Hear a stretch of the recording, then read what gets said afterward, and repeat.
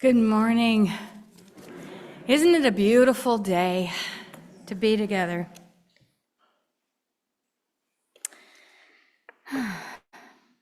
Our opening words today come from Reverend Carol Thomas Sissel, or Reverend TC, as she's called. She is currently the Minister of Social Justice and Community Development in our UU Church of Arlington, Virginia. We are one. We are family. We are connected by blood and bone, mind and heart, and sometimes bricks and mortar. Like the finest woven tapestries of old, and the spices blended and stirred into our family's secret recipes, our lives are intentionally intertwined. And we are fashioned into a stronger community by those connections.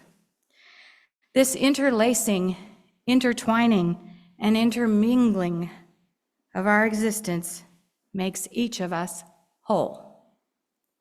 This interlacing of our lives makes us whole, happiness and sorrow.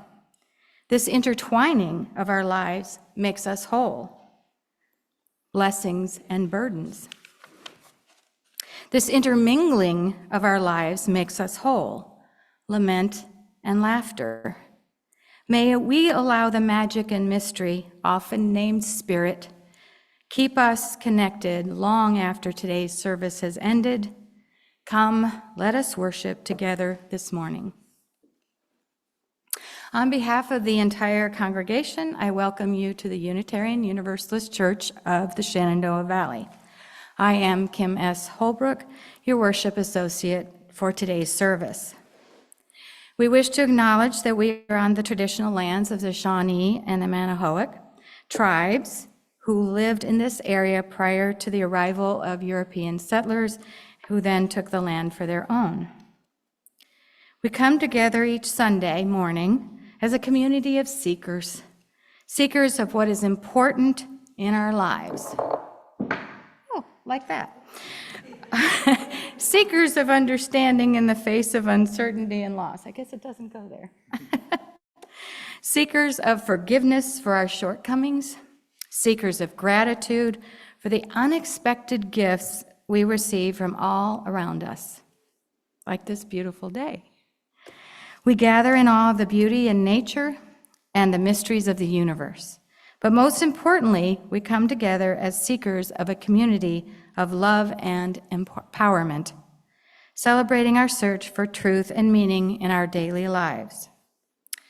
As Lena Hurt comes forward to light the chalice, let us all say together here and from our homes the words for lighting our chalice. In the light of truth and in the warmth of love, we gather to seek, to sustain, to share. Thank you. And I invite you to join us as we say our covenant. Love is the spirit of this church, the quest for truth, its sacrament, to dwell together in peace, to seek the truth and freedom, and to help our neighbor. To these ends, we covenant with one another.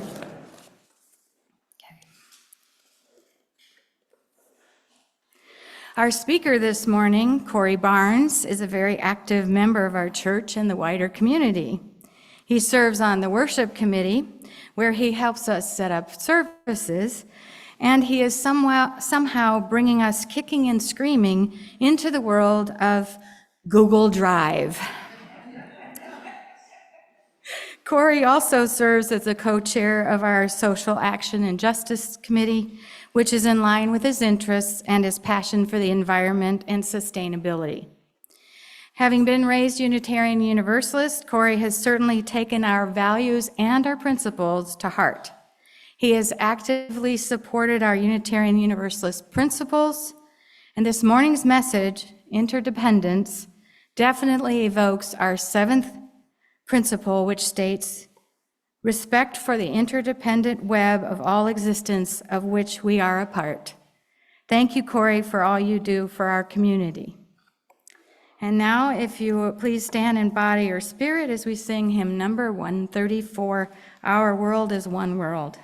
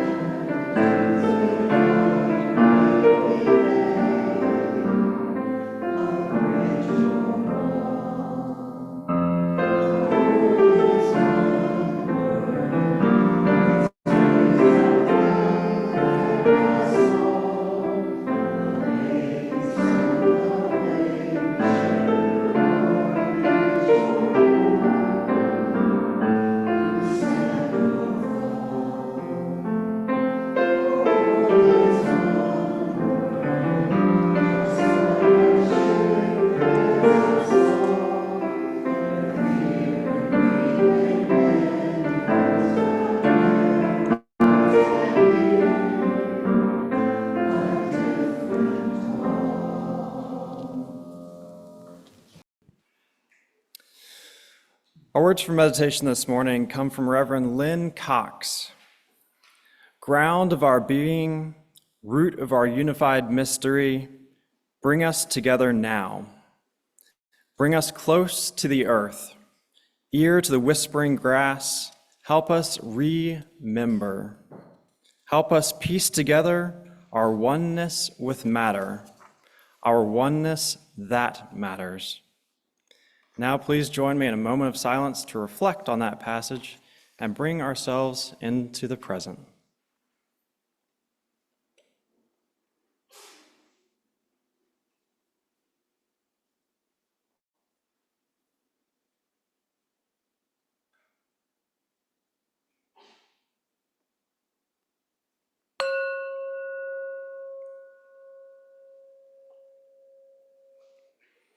I'll invite Linda up for our time for all ages. Welcome to this new piece of technology, which hopefully will grace our sanctuary for many weeks to come, so that books can be put up here, other things too, but books can be put up here, and it'll be a different experience, I hope a good one. You can see the illustrations. If you're up front, you can read. So So here we go. Now, this is sort of funny. I talked to Corey about what he was going to talk about so I could think of a book. I didn't think of a book. I looked on Amazon. But but I thought this will be a chuckle. Anyway, so this is written by people who seem to write about new issues in the world and sustainability and so on. So this is Little Tree and the Wood Wide Web. Hard to say that fast. So instead of the World Wide Web, it's the Wood Wide Web. So, in the ancient forest, a little Douglas fir sapling has sprung, and she is excited to grow. Little Tree thought that the world above the ground would be a little bit sunnier.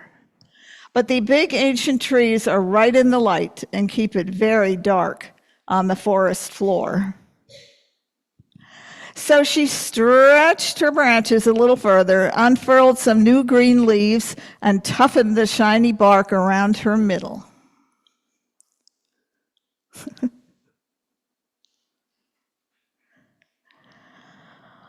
All this growing is making me thirsty, and it's a very hot day in the forest. So since the first drop of water touched the top of her seed pod and made her grow, there hadn't been any rain in the ancient forest. Never mind, I'll just have to stretch my roots deeper to find water. So she wriggled her little roots and pushed them deep down through the earth with all her might.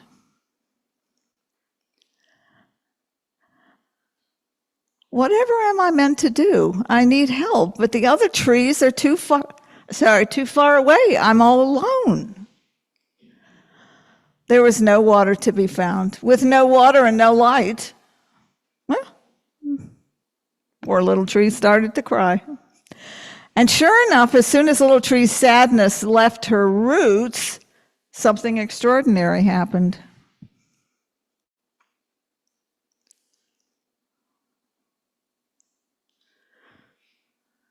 Now thanks.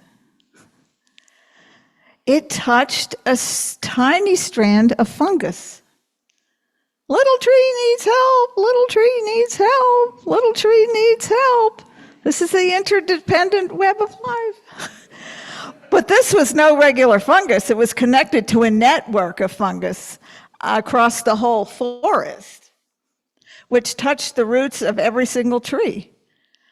This network of fungus was called the Wood Wide Web. Her cry traveled from small tree to tall tree, across clearings and spinneys and glades and thickets.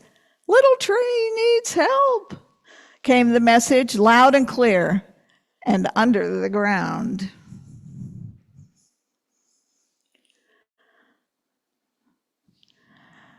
Trees all over the forest, from the very furthest glades and thickets, felt the message reach their roots. They sent their replies back through the World Wide Web. And they said different things. One said, "I'm not very well. I don't have the energy to spare," said one. "I'm still growing and I hardly have enough light for myself," said another. "I'm tired out from growing nuts. They will grow into my babies one day, and any water or energy I have spare is for them," replied the last. The Wood Wide Web had done all it could, but it seemed there was no help to be found in the ancient forest. Perhaps Little Tree truly was alone, after all. But, of course there's a but here. But the message still had one more tree to reach, the elegant paper birch. She wasn't the most magnificent tree in the forest, but she was just tall enough to reach the light perfectly.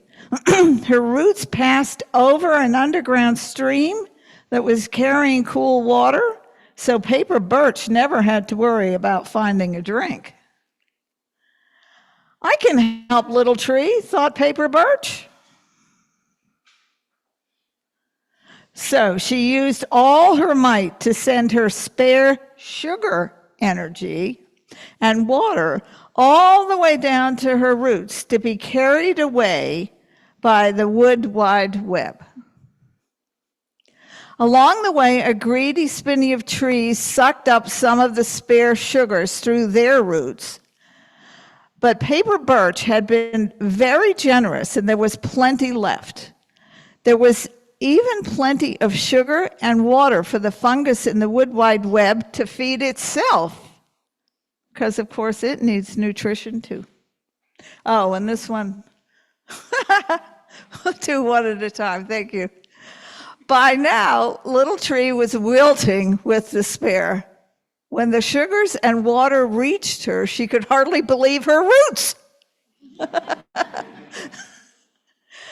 No tree is alone in this forest, hummed the wood wide web. We all look after each other here, and even the tallest tree has asked for help once in its life.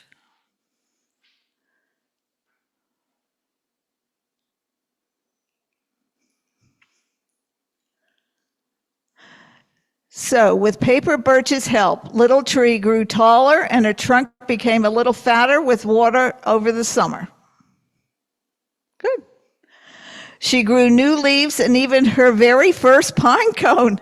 When fall came, the rain arrived and she didn't need to use the water from Paper Birch anymore. You might think little tree would have been very happy, and she was. Until night fell and all was still in the ancient forest. Deep down in her trunk, little tree felt sad. I wish I could find some way to say thank you to Paper Birch. Winter came, the days grew short, and there was very little sunshine. This didn't bother little tree. Her needle-like leaves could soak up even the smallest chink of sunshine and turn its energy into sugar. Usually she kept, but Paper Birch had lost her leaves in the fall, and she was struggling to keep herself going with what she had stored. Usually she kept a little extra sugar in her trunk, but this year she has sent all her spares to little tree. She started to cry, but as you know, when a tree cries, it doesn't shed regular tears.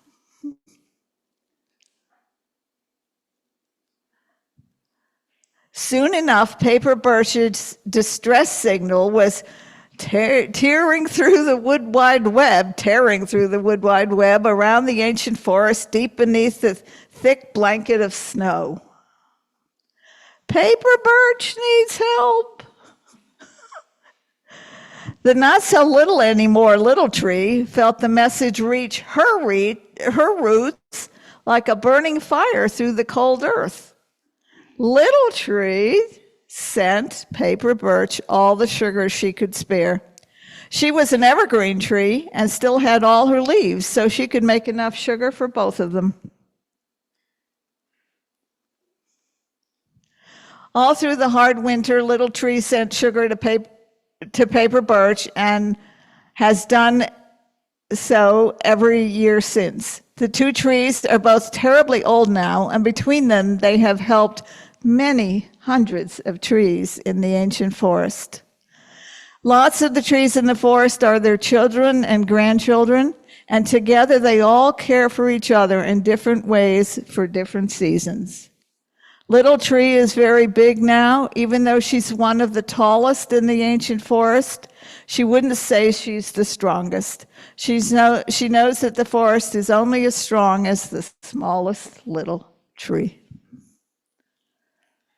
That's it.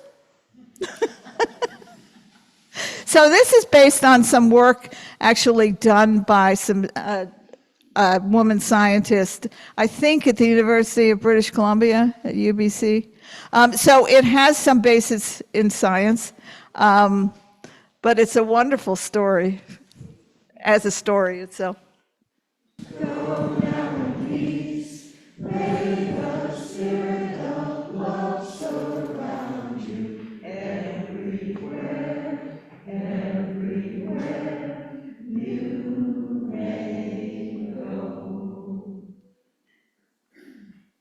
Excellent. Thank you, Linda. I do find it a bit ironic that our book on trees comes from the Amazon.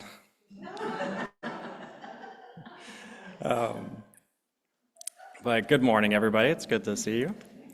I know that we had a great sermon last week on environmental issues, at least I hope so, because I wasn't here to hear it, from the SAJ team on environmentalism and environmental ethics. But given the importance of the earth, I thought it good to reiterate the message, but framed more within the context of the UU's seventh principle, respect for the interdependent web, of which we are all a part.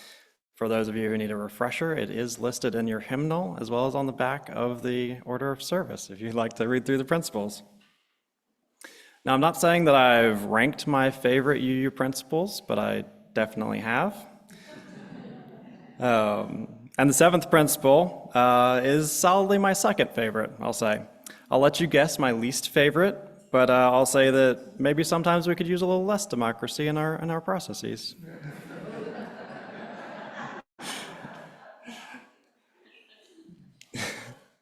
As some of you may know, most of my career to this point has been devoted to the protection of nature and the climate more broadly.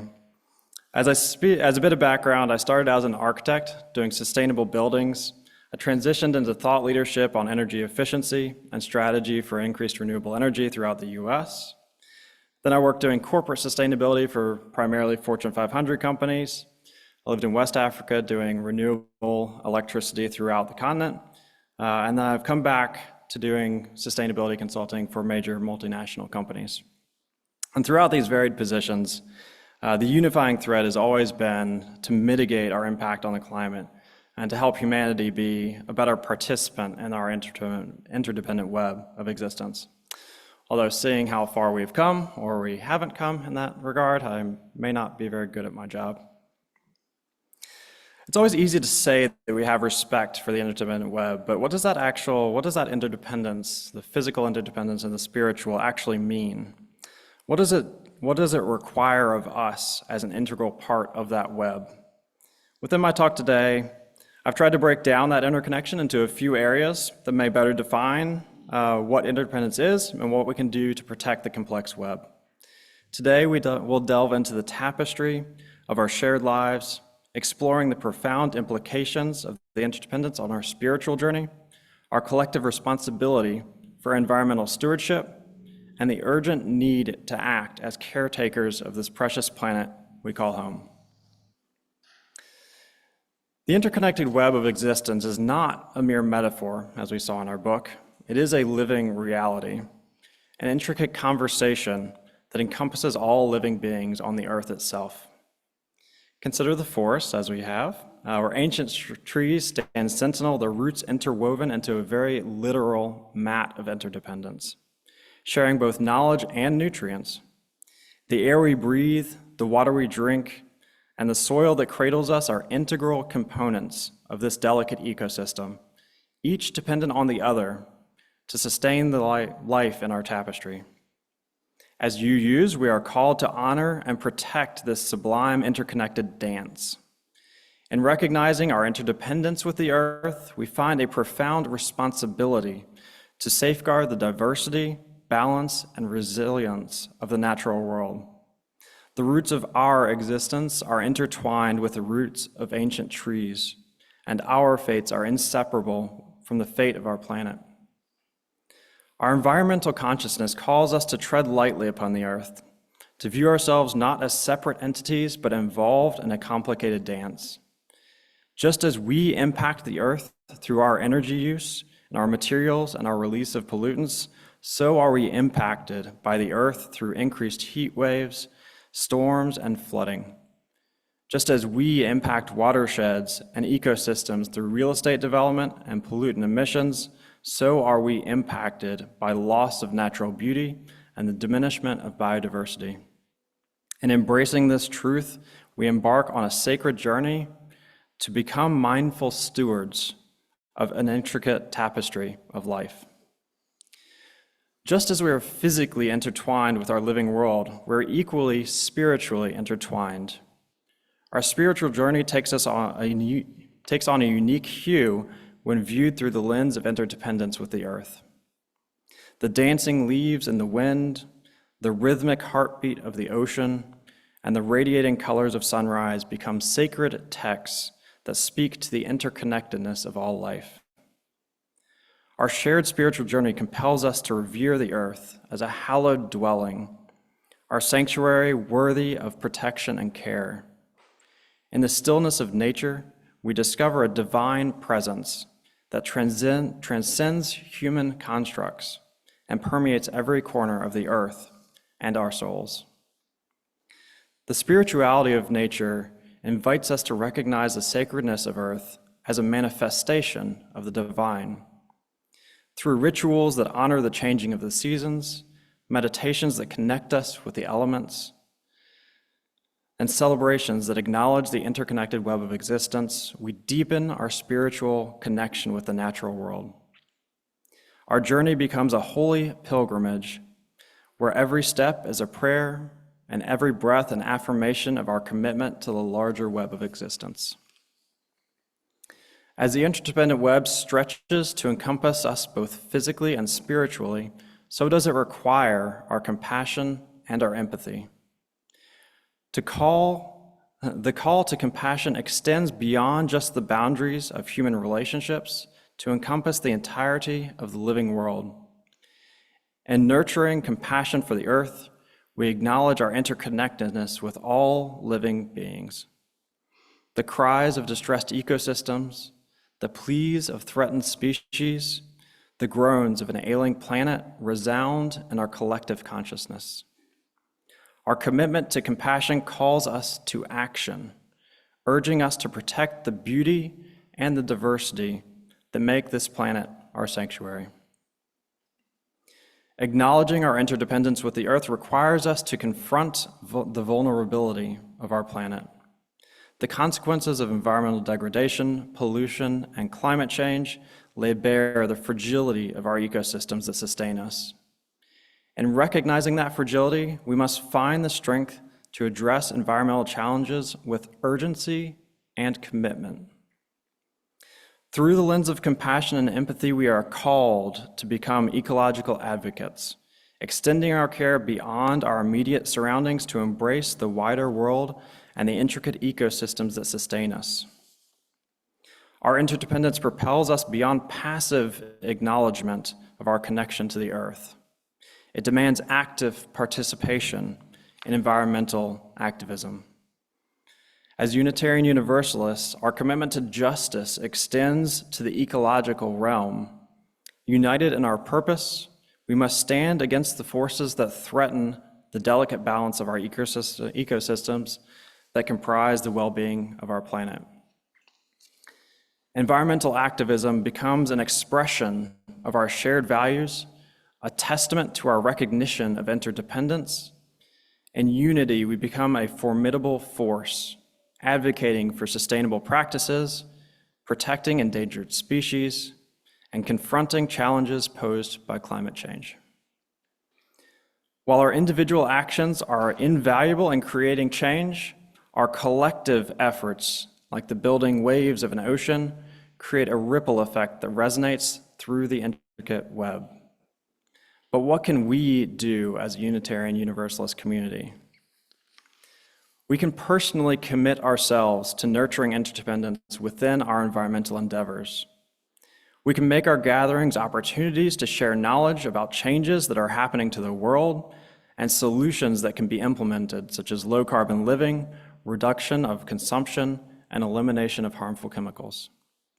We can inspire action, such as organizing demonstrations, highlighting our impact to the world, policy lobbying for government actions that can help us move toward a more sustainable society, and teaching our children the importance of acting in alignment with your values.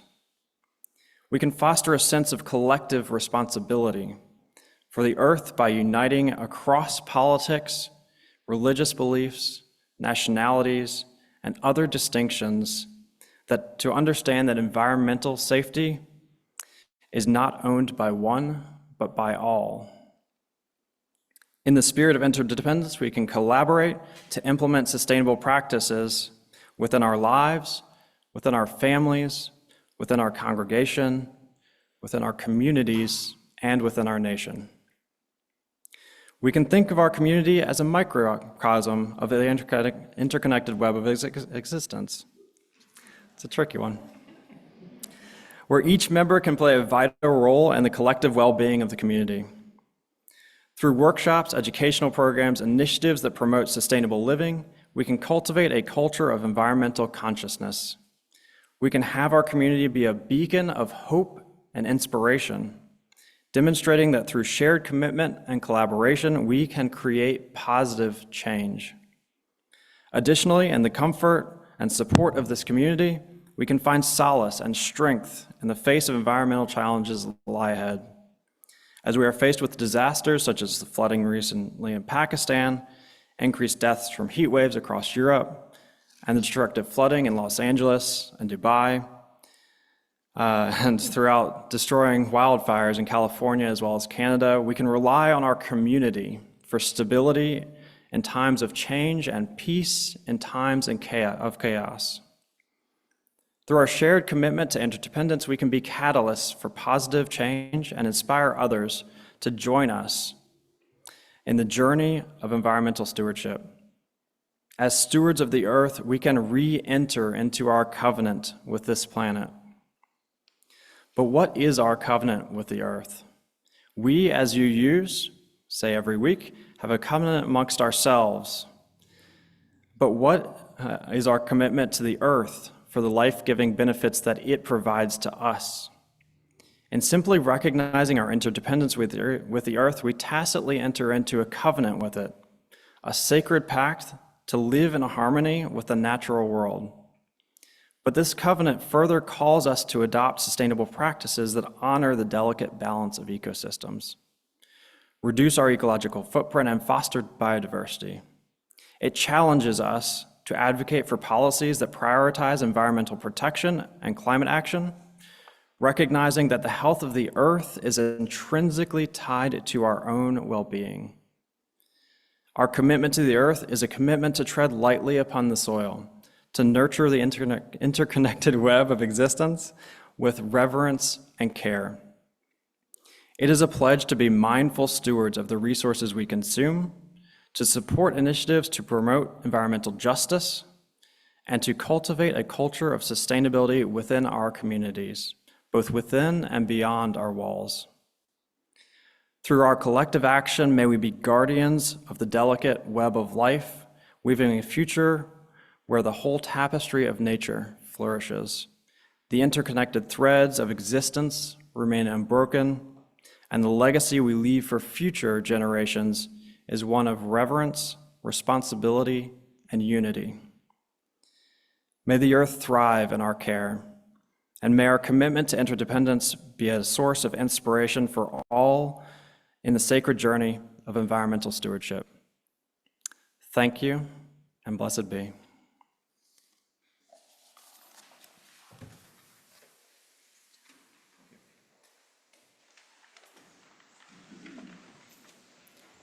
May it be so. We do need to make a commitment, each and every one of us. Thank you, Corey, for the inspiration and the information. The purpose of this church is to encourage all who gather here to grow more generous in spirit and in action. We will now gratefully receive an offering to sustain this self-supporting church and its ministries within and beyond our walls.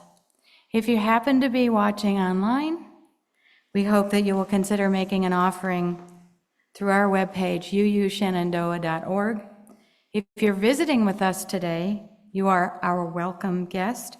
Please feel free to let the basket pass you by.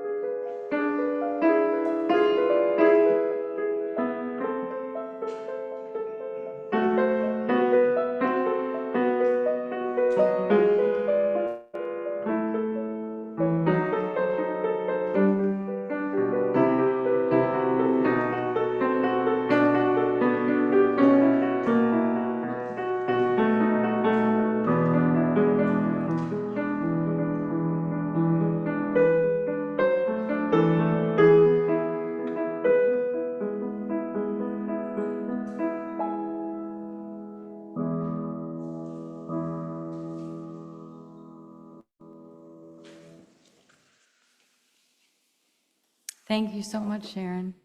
Appreciate it. It's beautiful.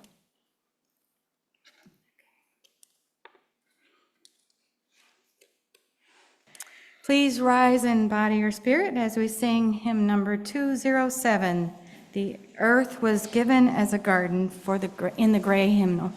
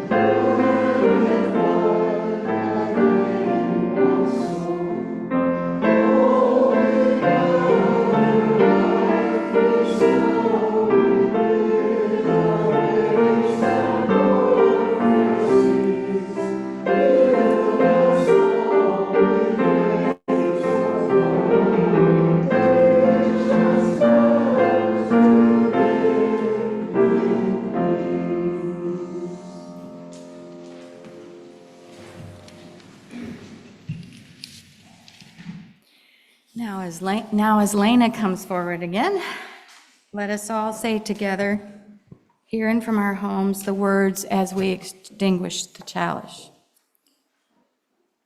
We extinguish this flame, but not the light of truth, the warmth of community, or the fire of commitment. These we carry in our hearts until we meet again. Thank you to everyone who helped with this service today. We appreciate all your efforts, and most of the names are listed in your program. Please review the newsletter insert in your bulletin today for current announcements. Together, we are more than any one person could be. Together, we can build across generations. Together, we can renew our hope and faith in the life that is yet to unfold. Together, we can heed the call to a ministry of care and justice. We are ever bound in community. May it always be so. As you leave today and re-enter the world, please take the time to greet those around you. Blessed be.